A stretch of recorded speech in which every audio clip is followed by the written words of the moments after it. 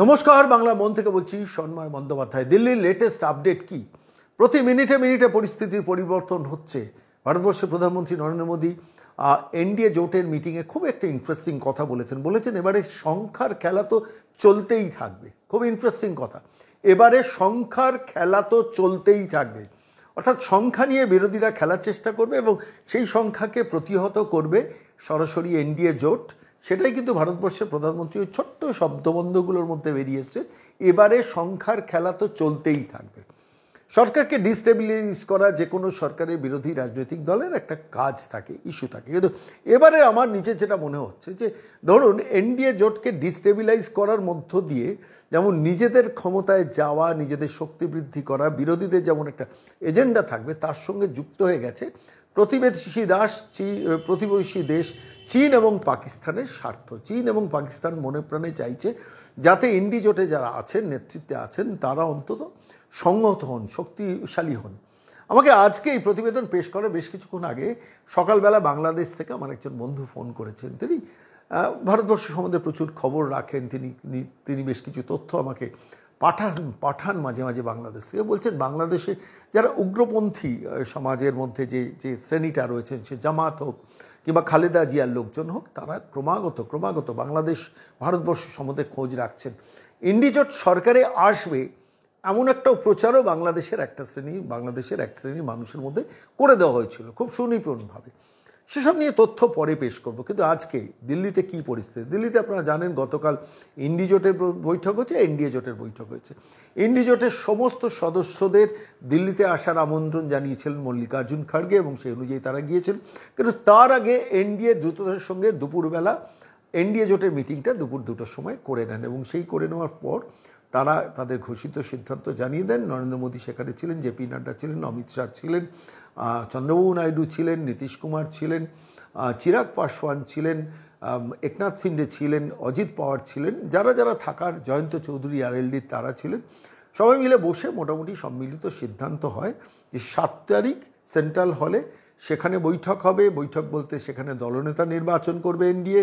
সমস্ত নির্বাচিত সাংসদদের দিল্লি আসার হুইপ গত পরশুই জারি করে দেওয়া হয়েছে এবং তাদের আজকেই প্রতিবেদন যেদিন দেখছেন 6 তারিখে বিকেলের মধ্যে সমস্ত নির্বাচিত এনডিএর যারা সাংসদ আছেন তাদের উপস্থিত হতে হবে। 7 তারিখ তারা সেন্ট্রাল হলে সমবেত হবেন। সেখানে দলনেতা হিসেবে নরেন্দ্র মোদীর নেতৃত্ব বাছাই করা হবে, তারা সিদ্ধান্ত নেবেন অফিসিয়ালি। কিন্তু গতকালের সভাতে মোটামুটি এনডিএ ফাইনাল হয় যে নরেন্দ্র মোদী ভারতবর্ষের প্রধানমন্ত্রী হবেন। এক শ্রেণীর সংবাদ মাধ্যম একটা সংবাদ বাজারে ছাড়ার চেষ্টা করেছিলেন, সেটা হচ্ছে চন্দ্রবাবু নাইডু বলছেন আমাদের মধ্যে অনেকেই যোগ্য নেতা আছেন। অর্থাৎ একটা ইলিউশন তৈরি করা, সর্বৈব মিথ্যে। যেভাবে ধরুন যে এনডিএ কতগুলো কোন মন্ত্রিত্ব চাইছে, বেশ কিছু সংবাদ মাধ্যম সেগুলো নিজের মন গড়া তথ্য পেশ করছে। নীতিশ কুমার কোন মন্ত্রক চাইছে, বেশ কিছু সংবাদ মাধ্যম তাদের মন গড়া কিছু তথ্য দিচ্ছে। কেন মন গড়া কথাটা বললাম, আমরাই বা জানলাম কি করে মন গড়া কিসের? আমি একটা ছোট্ট প্রমাণ দিই। যে আমি দেখছিলাম দিল্লির সর্বভারতীয় 3-4-5টা চ্যানেল এবং বাংলার কিছু ইলেকট্রনিক্স মাধ্যম, তারা এই খবরগুলোকে রটানোর চেষ্টা করছে। তাদের শাখা যেগুলো ইলেকট্রনিক্স মাধ্যম পশ্চিমবঙ্গে রয়েছে, তারা ছড়ানোর চেষ্টা করছে যে নীতিশ কুমার রেল চাইছেন, চন্দ্রবাবু নাইডু স্পিকার চাইছেন, এই চাইছেন, ওই চাইছেন।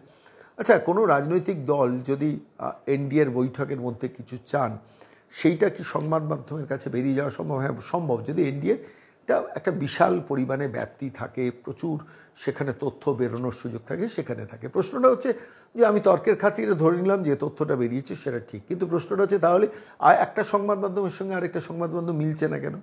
কেউ বলছেন নীতিশ কুমার রেল চাইছেন, কেউ বলছেন নীতিশ কুমার স্বরাষ্ট্র চাইছেন। তো তাহলে কোনটা ঠিক? একটা তো ঠিক, কোনটা ঠিক? আসলে সংবাদ মাধ্যমগুলো এখন নিজের সূত্র মারফত জেনেছি বলে এই সংবাদটা বেরোচ্ছে। আমি আপনাদের কাছে শুধু অনুরোধ করব, কোন শরিক কোন মন্ত্রক চাইছেন এটা নিয়ে সুনির্দিষ্টভাবে কোনো তথ্যে বিশ্বাস রাখবেন না, আনলেস অ্যান্ড আনটিল তাদের কাছে মন্ত্রিসভার বন্টনটা হয়, কোন মন্ত্রী তারা হবেন। 8 তারিখ সম্ভবত কর্তব্য পথে আমরা যা শুনেছিলাম ভারতবর্ষের রাষ্ট্রপতি ভবনে হওয়ার কথা, আবার এটাও শুনেছিলাম কর্তব্য পথে অর্থাৎ ওপেন এয়ার স্পেসের মধ্যে, সেখানে ভারতবর্ষের নতুন 18তম সংসদের প্রথম ভারতবর্ষের সরকারের প্রথম মন্ত্রিসভার শপথ নেবেন এবং সেখানে নরেন্দ্র মোদী প্রধানমন্ত্রী থাকবেন এবং স্বাভাবিকভাবে সমস্ত শরিক দলকে অ্যাকোমোডেট করে আপাত দৃষ্টিতে পূর্ণ মন্ত্রীদের নিয়ে একটা মন্ত্রিসভার শপথ প্রথম ঘোষণাতে হয়ে যাবে। এবং আমার কাছে যা খবর আমি দিল্লিতে চোখ রেখে বুঝতে পারছি যে ইতিমধ্যে বিজেপির মধ্যে কোন কোন মন্ত্রক কাকে কাকে দেওয়া হবে, কারা করবেন সেটা বাছাই হয়ে গেছে, কিন্তু পূর্ণ মন্ত্রী হিসেবে প্রথম দিকে শপথ নেওয়াবেন। সেই সময় মন্ত্রক হয়তো হবে না, সমস্ত দল থেকে পূর্ণ মন্ত্রীর তালিকা ইতিমধ্যে চেয়ে নেওয়া হয়েছে। আমার যা খবর আজকের মধ্যে নীতিশ কুমার তার কাকে কাকে মন্ত্রী করতে চান, নীতিশ কুমার নিজে আসবেন না, কেন নিজে মুখ্যমন্ত্রী হিসেবে রয়েছেন বিহারের। যেমন চন্দ্রবাবু নাইডু নিজে আসবেন না, নিজে অন্ধ্রপ্রদেশের মুখ্যমন্ত্রী হিসেবে শপথ নেবেন, ঠিক একইভাবে কারা কারা মন্ত্রী হবেন তাদের তালিকা জমা দিয়ে দিয়েছেন বিজেপির কাছে, বা আজকের মধ্যে জমা পড়ে যাবে সেটা। এবং তারপর 7 তারিখ কালকে বৈঠক, সেখান থেকে সরাসরি ভারতবর্ষের প্রধানমন্ত্রী যাবেন রাষ্ট্রপতি ভবনে দ্রৌপদী মুর্মুর কাছে, সেখানে মন্ত্রিসভা গঠনের জন্য তাদের দাবি পেশ করবেন এবং তারপর সম্ভবত 8 তারিখ সেই শপথটা হবে। তারপর G20 একটি বৈঠকে বিদেশে বেরিয়ে যাওয়ার কথা আছে ভারতবর্ষের নবনির্বাচিত প্রধানমন্ত্রী, এবং তার মধ্যে অন্ধ্রপ্রদেশের চন্দ্রবাবু নাইডু আমন্ত্রণ জানিয়েছেন যে সেখানে যে মন্ত্রিসভা হবে সেই মন্ত্রিসভায় যখন শপথ গ্রহণ হবে সেই শপথ গ্রহণ অনুষ্ঠানে ভারতবর্ষের প্রধানমন্ত্রীকে থাকার জন্য চন্দ্রবাবু নাইডু অনুরোধ করেছেন। তারপরে একটু পরে উড়িষ্যার মন্ত্রিসভা শপথ নেবেন, যেখানে শোনা যাচ্ছে উড়িষ্যায় নতুন, আপনারা জানেন বিজু জনতা দল চলে গিয়ে সেখানে ভারতীয় জনতা পার্টি এসছেন, এবং সেখানে সম্ভবত যে নামটা শোনা যাচ্ছে ভেসে উঠছে, সত্য মিথ্যা জানি না, প্রথমে শোনা গিয়েছিল সম্বিত পাত্র মুখ্যমন্ত্রী হবেন, তারপরে শোনা গেল তিনি তো সংসদীয় নির্বাচন দিয়েছেন, ধর্মেন্দ্র প্রধান যিনি সাংসদ হিসেবে আছেন ধর্মেন্দ্র প্রধানকে উড়িষ্যায় মুখ্যমন্ত্রীর পদে হয়তো বসানো হবে, এমন কথা শোনা যাচ্ছে। এগুলো গেল অ্যাপারেন্টলি। অরুণাচল প্রদেশ ইতিমধ্যে বিজেপির হাতে এসে গেছে, তারা বহু ভোটে সেখানে নির্বাচিত হয়েছেন, সেখানকার মন্ত্রিসভার শপথ নেবেন। লক্ষণীয় জিনিস যেগুলো নিয়ে আমি আজকে এই বিশেষ প্রতিবেদন এলাম, ঘটনাগুলো বর্ণনা করলাম, এই ফেজে আমরা কিন্তু সবাই অনেকগুলো তথ্য হারিয়ে ফেলছি। যেমন ধরুন, এবারে নরেন্দ্র মোদী মন্ত্রিসভার 18 জন মন্ত্রী কিন্তু হেরেছেন, পরাজিত হয়েছেন।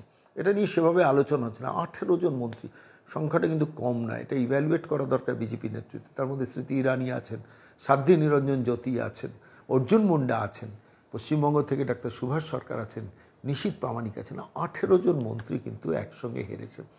দিস এ রিমার্কেবল থিং, মানে যেটা আমার মনে হয়েছে বিজেপির ইভ্যালুয়েট করা দরকার। মন্ত্রীরা কেন হারছেন? তাহলে কি সংসদীয় ক্ষেত্রে তারা সময় দিতেন না? যারা যারা মন্ত্রী তারা স্মৃতি ইরানি আমেথিতে তো পড়ে থাকতেন, তা সত্ত্বেও আমেথি তাকে প্রত্যাখ্যান করলো কেন জানি না। পরবর্তীকালে হয়তো ইভ্যালুয়েশনগুলো হবে। ডাক্তার সুভাষ সরকার, সেখানে এ রাজ্যে সবথেকে বেশি নোটা ভোট পড়েছে ডাক্তার সুভাষ সরকার, ওখানে 28,000 নোটা ভোট কে দিল? বিজেপির ভেতর থেকে দিল। এগুলো পর্যালোচনা তো হওয়া উচিত। নিশীথ প্রামাণিক, তিনি কি তার কেন্দ্রকে নার্চারিং ঠিকঠাক মতো করেননি? তাহলে হারলেন কেন? গতবার 54,000 ভোটে জেতা সেই এই কুচবিহার কেন মুখ ফেরালো? এগুলো তো পর্যালোচনার বিষয়। এটা তো গেল একটা দিক। দ্বিতীয় যেটা খুবই ইন্টারেস্টিং দিক আমার মনে হয়েছে, যে দেখুন একসঙ্গে যখন দিল্লিতে মন্ত্রিসভা গঠন হচ্ছে সেই সময় দাঁড়িয়ে এই ভারতবর্ষের মাটিতে দাঁড়িয়ে অরুণাচল প্রদেশ বিজেপি হাতে নিল, উড়িষ্যা হাতে ছিল না, হাতে নিল। অন্ধ্রপ্রদেশ চন্দ্রবাবু নাইডুকে ওয়াইএসআর সরিয়ে চন্দ্রবাবু নাইডুকে জোট বেঁধে সেখানে সরকারে গেল বিজেপি। বলে এই তিনটে খুব ইন্টারেস্টিং দিক একসঙ্গে হলো। পশ্চিমবঙ্গ নিয়ে প্রচুর আলোচনা হচ্ছে, 12টা সিট বিজেপি পেয়েছে, ভরাডুবি হয়েছে, কিন্তু তার মধ্যে একটা খবর বেরিয়েছে যে খবরটা আমাকে ভাবিয়েছে, সেটা হচ্ছে 2021 বিধানসভা নির্বাচনে 2,28,00,000 ভোট পেয়েছিল বিজেপি, এবারে 2,27,00,000 ভোট পেয়েছে। আর তৃণমূল কংগ্রেস বিধানসভায় এই রাজ্য থেকে 2,80,00,000 মানুষের সমর্থন পেয়েছিল, এবারে সেটা 2,71,00,000 হয়েছে, অর্থাৎ 9 লক্ষ ভোট কম পেয়েছেন। ফলত তারপরেও কিন্তু সংখ্যার বিচারে তারা অনেকটা কমেছেন। কিন্তু এখানেও একটা অদ্ভুত ফ্যালাসি আছে। আমি চিন্তা করছিলাম, ধরুন 2টো সিট তৃণমূল কংগ্রেসের হাতে ছিল, সেই 2টো সিট কিন্তু এবার বিজেপি নিয়ে নিল। সেটা হচ্ছে কাঁথি এবং তমলুক।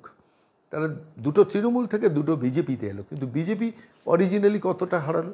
18-র মধ্যে ব্যারাকপুর ধরে 18টা ছিল গতবার 2019 লোকসভা নির্বাচনে, সেখান থেকে 6টা হারালো, প্লাস মানে আমি বলছি এই যে দুটো, তার মানে 8টা হারালো বিজেপি প্র্যাকটিক্যালি। আমি যদি ওপর থেকে ধরি কুচবিহার বিজেপি হারালো, যদিও অধীর চৌধুরীটা কংগ্রেসের বহরমপুরে হারালো, এদিকে হুগলিতে লকেট চ্যাটার্জি হারলেন, নিশীথ প্রামাণিক কোচবিহার হারলেন, বাঁকুড়ায় হারলেন ডাক্তার সুভাষ সরকার। এরকমভাবে মোট 6টি সিটকে বিজেপি কিন্তু হারালো সব মিলিয়ে, ব্যারাকপুর বিজেপি হারালো। যাই হোক, সামগ্রিকভাবে সমস্ত ঘটনাটা পর্যালোচনা করার পাশাপাশি আজকের আপডেট দিতে গিয়ে আমার মনে হচ্ছে সব থেকে ইন্টারেস্টিং, কারণ এখন প্রত্যেক দিন এমন কিছু কিছু ডেভেলপমেন্ট দিল্লিতে হবে যেগুলোতে চোখ রাখা দরকার। দিল্লিতে কিন্তু ইতিমধ্যে ইন্ডি জোটের মধ্যে একটা ঘোঁট পাকানো শুরু হয়ে গেছে। ঘোঁটটা কীরকম আমি একটু সংক্ষেপে আপনাদের কাছে একটু ব্যাখ্যা করব। সেটাতে ধরুন আমি খুব ইন্টারেস্টিং জায়গা আমার নোট করেছি, সেটা হচ্ছে অভিষেক বন্দ্যোপাধ্যায় ইতিমধ্যে চলে গেছেন অখিলেশ যাদবের বাড়িতে বৈঠক করতে। দিল্লিতে থেকে অখিলেশ যাদবের বাড়িতে গেছেন এবং সেখানে তাদের একান্তে বৈঠক হয়েছে। যদিও বলেছেন সৌজন্য বৈঠক, কিন্তু বৈঠক তো বৈঠক, কিছু একটা ইন্ডিকেশন, কিসের ইন্ডিকেশন আমি আপনাদের কাছে ব্যাখ্যা করব। তারপরে অভিষেক বন্দ্যোপাধ্যায় নিজের বাড়িতে ফিরে এসছেন। সেই বাড়িতে আম আদমি পার্টির দুজন চলে এসছেন, সঞ্জয় সিং এবং রাঘব চাড্ডা। তারা এসে অভিষেক বন্দ্যোপাধ্যায়ের সঙ্গে মিটিং করেছেন। আমি বলছি একটা খুব ইন্টারেস্টিং ডেভেলপমেন্ট আছে দিল্লিতে। বাংলা তথাকথিত ইলেকট্রনিক্স মিডিয়া এগুলো নিয়ে বেশি কথা বলছে না, একদম কথা বলছে না। আপনি দেখবেন কোনো ইলেকট্রনিক্স মিডিয়া এই নিয়ে কথা বলছে না। সেটা হচ্ছে ইন্ডি জোটের মধ্যে একটা সেপারেট ব্লক করতে চাইছেন মমতা বন্দ্যোপাধ্যায়। মমতা বন্দ্যোপাধ্যায় শ্রুড পলিটিক্স যারা জানেন তারা জানেন কেন করছেন, কী কারণে করছেন। ইন্ডি জোটের মধ্যে একটা সেপারেট ব্লক করা, অর্থাৎ ইন্ডি জোটে রাহুল গান্ধীর নেতৃত্বটাকে মমতা কিছুতে মানতে পারছেন না। মমতা ভেবেছিলেন কংগ্রেসের সংখ্যা 30-40-এর মধ্যে নেমে যাবে, আর ঠিক পাশাপাশি সেই জায়গায় গিয়ে পৌঁছবে তৃণমূল কংগ্রেস। সেটা তো হলো না এবারে। তৃণমূল কংগ্রেস যেমন 29টাতে আটকে গেল, ঠিক তেমনি কংগ্রেস কিন্তু 50 থেকে উঠে চলে গেল 99। কংগ্রেসের আসন সংখ্যা অনেক বেড়ে গেল। ফলে এবার তো ইন্ডি জোটের ফুল কন্ট্রোল বা কমেন্টটা রাহুল গান্ধী নিয়ে নিলেন। আজকে যখন এই প্রতিবেদন পেশ করছি দেখছিলাম তিনি হঠাৎ সংবাদ মাধ্যমের সামনে রাহুল গান্ধী এখন খুব কথা বলতে শুরু করেছেন। কথা বলার অধিকার তার হয়েছে, স্বাভাবিক, 99টা আসন তিনি পেয়েছেন। এখন সেই রাহুল গান্ধী শেয়ার বাজারে কেন ধস নেমেছে তার জন্য যৌথ সংসদীয় কমিটি দাবি করে প্রেস কনফারেন্স করলেন।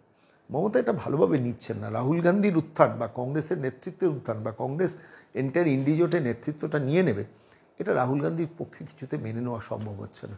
ফলে প্রথম দিকে আপনারা দেখেছেন ইন্ডি জোটটাকে ঘেঁটে দিয়ে, ইন্ডি জোটের ব্যাপারে মল্লিকার্জুন খড়গের নাম প্রস্তাব করে রাহুল গান্ধীকে ব্যাকড্রপে ফেলে দিয়ে যে চেষ্টাটা মমতা করেছিলেন, সেই চেষ্টা একটা নতুন ফরমেশন হচ্ছে।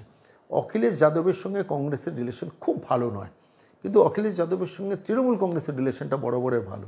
ফলে অখিলেশ যাদবকে সঙ্গে নিয়ে মমতা একটা ব্লক তৈরি করতে চাইছেন এবং তার সঙ্গে কেজরিওয়ালকে যুক্ত করতে চাইছেন। কিন্তু কেজরিওয়ালের এবারে শক্তি কমেছে, সম্ভবত 4টে আসন গেছে।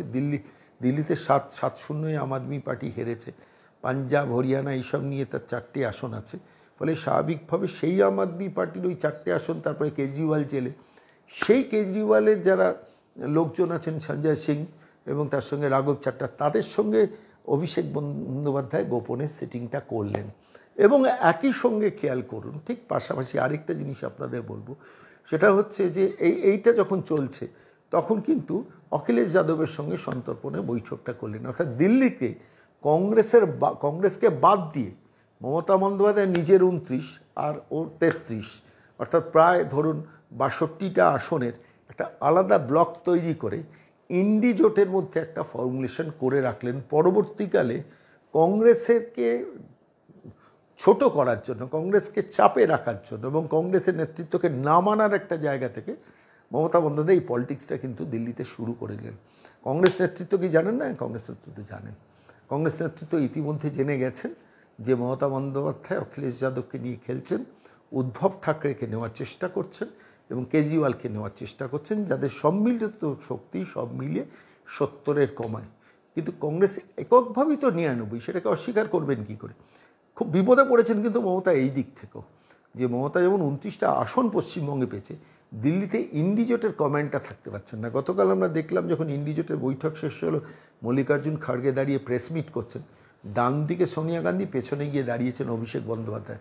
এটা এতদিন ছিল না, কিন্তু এবার প্রায় জোর করে গুঁতিয়ে ঢোকার চেষ্টা করছেন। কিন্তু পাশাপাশি দিল্লিতে নিজেদের সেপারেট একটা অস্তিত্ব তৈরি করে কংগ্রেসকে দিয়ে চাপ দিয়ে ব্ল্যাকমেলিংয়ের পলিটিক্সটা করবেন একদিকে, কংগ্রেস নেতৃত্বকে চাপে রাখার চেষ্টা করবেন না। আরেকটা যেটা করবেন সেটা হচ্ছে উল্টো দিকে ইন্ডিজোটকে মাঝে মাঝে ডিস্টেবিলাইজ করে দিয়ে নরেন্দ্র মোদীর কাছে গিয়ে নিজের অন্যায় আবদারগুলো মেটানোর চেষ্টা করবেন। দেখো, আমি তো ইন্ডিজোট ঘেঁটে দিয়েছি, সুতরাং এবার আমার দিকটা একটু দেখো।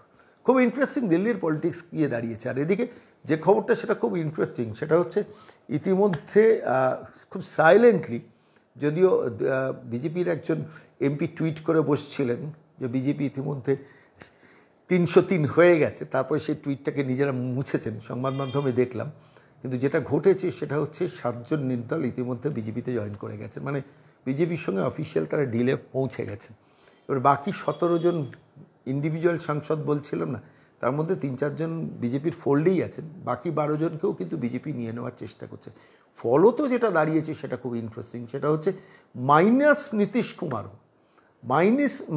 নীতিশ কুমারও এনডিএ সরকার কিন্তু টিকে যাবে। অর্থাৎ নীতিশ কুমার যদি কোনো দিন ভাবেন আমি পাল্টি খাবো, পল্টুরাম যেহেতু আমার পরিচয়, তাহলেও কিন্তু এনডিএ সরকার টিকে যাবে, সেটা ভাঙার কোনো জায়গা নেই। তার কারণ চন্দ্রবাবু নাইডু এবং নীতিশ কুমার দুজনে বেরোলেও ইন্ডিভিজুয়াল এখতিয়ারে প্রায় 272-এর কাছে চলে যাচ্ছে এনডিএ, খুচরো পার্টিগুলো নিয়ে। এবং আমার নিজের ধারণা এর মধ্যে ছোটোখাটো 3টে 4টে 5টা করে যাদের বিধায়ক আছেন, অনেক বিধায়ক ভেঙে বিজেপিতে জয়েন করে যাবেন। অনেক প্রলোভন থাকবে, অনেক অফার থাকবে। ভারতবর্ষের সংসদীয় রাজনীতিতে এটা নতুন কিছু নয়। ফলত বিজেপি ঘর গুছিয়ে, আমার একটা প্রেডিকশন করতে ইচ্ছে করে না, কিন্তু আমার মনে হচ্ছে পরিস্থিতি যা, বিজেপি সাইলেন্টলি কিন্তু ঘরটা গুছিয়ে 300 ক্রস করে যাচ্ছে। আর সেখানে দাঁড়িয়ে ক্রমশ নীতিশবাবু এবং চন্দ্রবাবু নাইডু তাদের গুরুত্বটা কম্পারেটিভলি কমবে।